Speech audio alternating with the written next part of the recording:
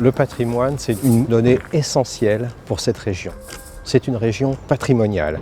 Patrimoniale dans le sens pluriel du terme, et ça suppose que nous ayons une mobilisation des apprenants, des métiers, pour les savoir-faire, c'est-à-dire comment conserver le patrimoine, en transmettre la richesse, créer du tourisme. Eh bien, il faut que tout cela soit convoqué pour créer une dynamique collective qui fasse que notre région soit une région d'excellence. Le campus des métiers PatMat pour nous, CRT, si on devait le définir en 3 mots, ce serait vision, transversalité, innovation. Le premier, c'est co-construction, le premier mot. Deuxième mot, fédérer.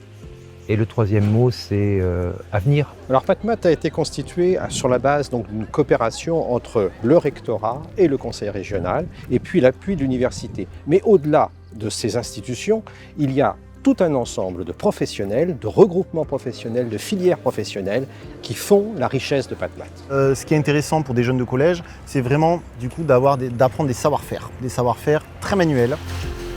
En lien avec le campus d'excellence PatMat, il a été décidé de créer un lien avec tous les établissements scolaires, quel que soit le niveau, pour permettre à ces jeunes d'identifier nos métiers et avec l'objectif de nous rendre séduisants, montrer nos métiers, mais nos métiers pas seulement dans les savoir-faire, mais dans l'innovation dans laquelle on s'ancre pour pouvoir sortir du lot et pouvoir permettre à nos activités de perdurer. L'objectif du campus, c'est d'apporter une dimension complémentaire aux besoins d'information sur les métiers, mais aussi aux besoins de compétences dans les territoires. Il y a un exemple qui me vient tout de suite à l'esprit, c'est un métier à la clé pour développer des vocations dans l'hôtellerie et la restauration. De même, un chantier pédagogique au château d'Amboise sur un chantier de construction. Les rencontres des savoir-faire, là aussi pour faire en sorte que des collégiens découvrent des établissements, mais aussi des métiers. Un projet pédagogique Da Vinci Mode qui associe à la fois la mode mais aussi la maroquinerie avec différents niveaux d'apprenants, que ce soit dans les collèges, dans les lycées ou dans le supérieur. À partir de ce croquis, l'idée était vraiment de représenter une interprétation de l'aumônière de Léonard de Vinci. Voici mon aumônière. Donc avant de passer à ce stade-là, il faut savoir qu'il y a eu énormément de recherches. Et une opération assez originale qui s'appelle Pépites Day Tourisme pour voir avec différentes approches quel sera le tourisme de demain. Le label tourisme, c'est d'abord une convention cadre avec des enjeux partagés. Tout d'abord répondre aux besoins économiques de la région, rendre plus attractifs les métiers du tourisme, renforcer la relation école-entreprise.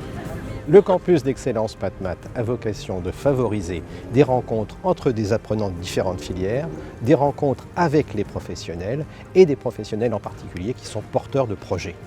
Francis & Week existe depuis 3 ans, depuis 2020. Cette année, nous avons eu un succès formidable en montrant la qualité du travail des pièces présentées des différents lycées, mais aussi la qualité des enseignements. Ce sont des métiers d'avenir, ce sont des métiers dont nous avons besoin et où on a besoin de nouveaux talents qui s'enrichissent des savoir-faire anciens, mais qui apportent aussi les nouvelles techniques. Ce sont des métiers dont on a véritablement besoin pour entretenir, maintenir, sauvegarder, préserver et conserver le patrimoine. L'idée, c'est de dire aux apprenants, à leurs familles, aux professionnels, que les métiers du patrimoine sont des métiers d'avenir. Vraiment, c'est une filière qui est en demande pour que les jeunes générations s'épanouissent dans ces métiers. Ce sont des métiers de passion.